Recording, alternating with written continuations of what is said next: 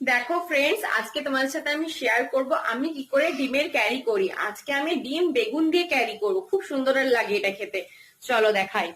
এই দেখো, এখানে আমি ডিমগুলোকে ভালো করে লাল লাল করে ভেজে নিয়েছি, আর বেগুনগুলোকেও হালকা ফ্রাই করে নিয়েছি, আর টমেটো কুচি কুচি করে দেব।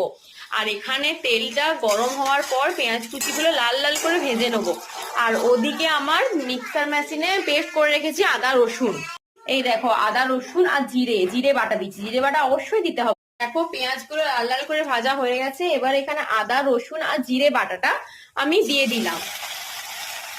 ঠিক আছে, এবারে এটা ভালো করে কষতে হবে যাতে পুরো মশলার গন্ধটা চলে যায়। দেখো, এখানে আমি কাশ্মীরি লঙ্কা গুঁড়ো দিচ্ছি, কারণ কি আমার বাবান ঝাল খাবে না, ওই জন্য। আর সবজি মশলা দিয়েছি, হলুদ গুঁড়া নুন গুঁড়ো দিয়েছি, ব্যাস, আর কিছু দিইনি।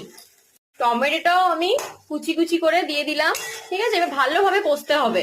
দেখো, কালারটা একদম চেঞ্জ হয়ে যাবে, ভালোভাবে কষতে হবে একদম, তাছাড়া মশলা খুব গন্ধ করবে।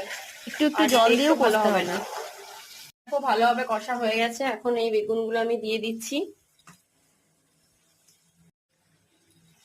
বেগুনগুলো একটু কষিয়ে নেব, তারপরে জলও দেব পরিমাণ লাগবে। দেখো ডিম আর বেগুন একসাথে দিয়ে দিলাম। জাস্ট কালারটা দেখো, কালারটা দেখলেই খেতে মন যাবে।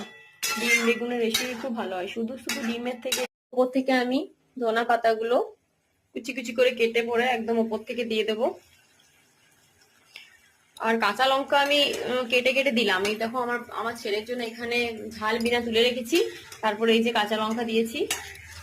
ও তো ঝাল খেতে চায় না, ওই জন্য ধনা পাতাগুলো দিয়ে দেবো সবগুলো।